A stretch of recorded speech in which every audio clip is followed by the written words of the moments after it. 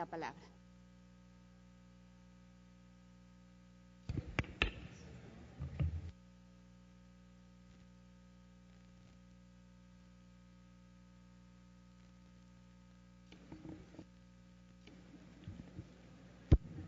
Gracias, compañera presidenta, compañeras y compañeros asambleístas. Nuestro saludo. Manifestar a quienes nos escuchan en los medios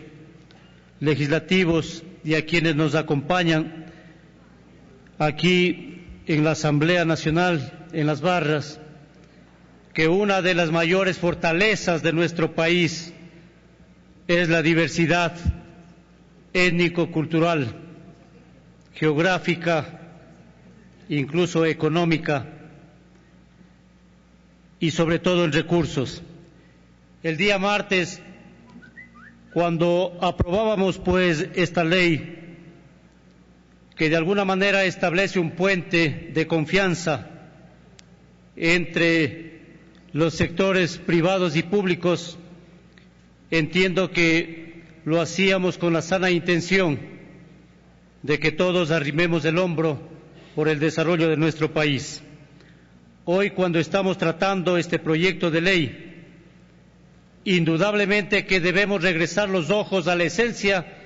de nuestro Ecuador profundo, recogido milenariamente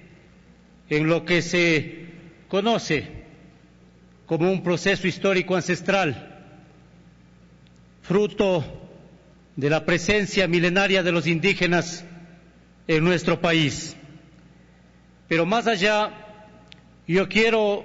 simplemente alertar a las compañeras y compañeros asambleístas de que este, sin lugar a dudas, es un tema muy complejo. Complejo porque de pronto puede ser visto desde el interés científico, económico, externo. Complejo porque aquí está la esencia de la vida de quienes diariamente nos dan lecciones de saber vivir en armonía entre el hombre y la naturaleza. Por eso digo que, siendo complejo este tema, hay que tratarlo con la madurez y la responsabilidad que amerita. Y lo primero que nosotros tenemos que saber es de que esta propuesta y este código debe servir para proteger nuestros recursos hacia el futuro. Debe servir para que tengamos la suficiente responsabilidad que estos se garanticen en este proceso de continuidad. Pero más allá,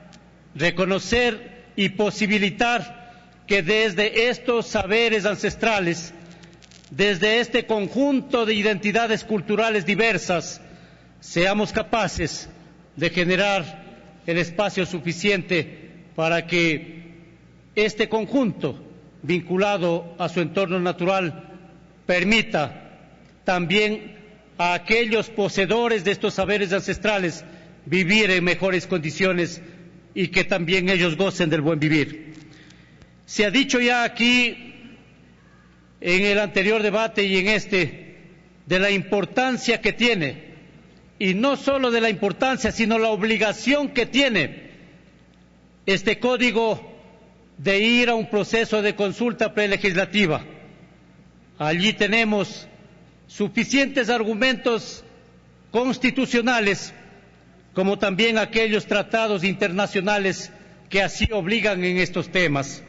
Por ello, mi intervención es para ratificar el hecho de que este código, condición sine qua non para que pueda ser debatido y aprobado en segunda, debe pasar por este proceso de la consulta prelegislativa, y apoyo entonces aquellas mociones anteriores. Y me fortalezco también en mis modestas experiencias y conocimientos cuando quiero comentarles a ustedes que, sobre todo en la Amazonía ecuatoriana, allá en esa selva maravillosa, cuna de una inmensa biodiversidad que la convierte en un laboratorio natural, cuna de las 11 nacionalidades indígenas de las 14 del país, Allí, simplemente, si actuamos con irresponsabilidad, puede darse el caso de que ésta pueda desaparecer en poco tiempo y con ello todos aquellos saberes ancestrales milenarios. Cuando hablamos de esto, debemos hablar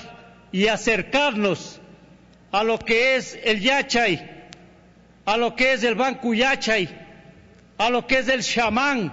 a lo que es el Uwishín, términos que de alguna manera implican el liderazgo sabio de los ancianos en las comunidades,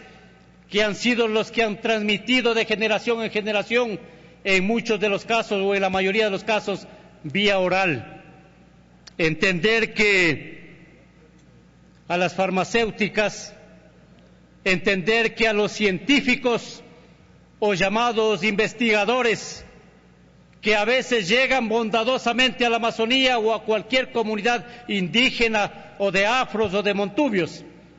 llegan con aquella única intención económica de acercar los procesos de investigación. Cuando llega alguien en calidad de investigador, lo primero que hace en la comunidad es ubicar al sabio, al anciano o al chamán,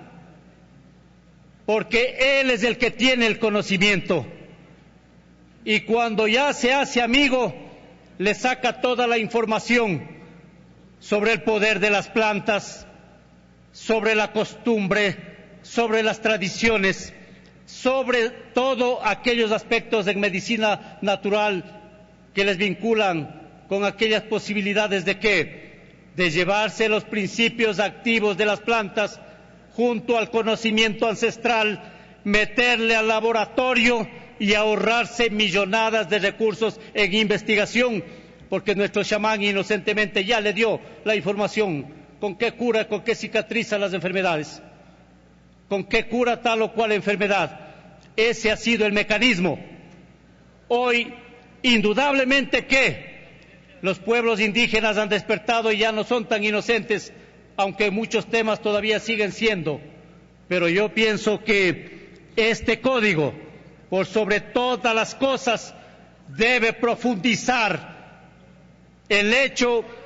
de que todas estas posibilidades de economía social, ojo, economía social no es lo mismo que la economía del sector privado, individual, de interés de grupo pequeño o individual. Economía social debe significar que estos recursos que generen estos saberes ancestrales, estas bondades de la naturaleza en su biodiversidad, debe servir para la gente que vive esa realidad. Debe servir para que la gente de las comunidades indígenas, afros y montubias, con todos esos conocimientos,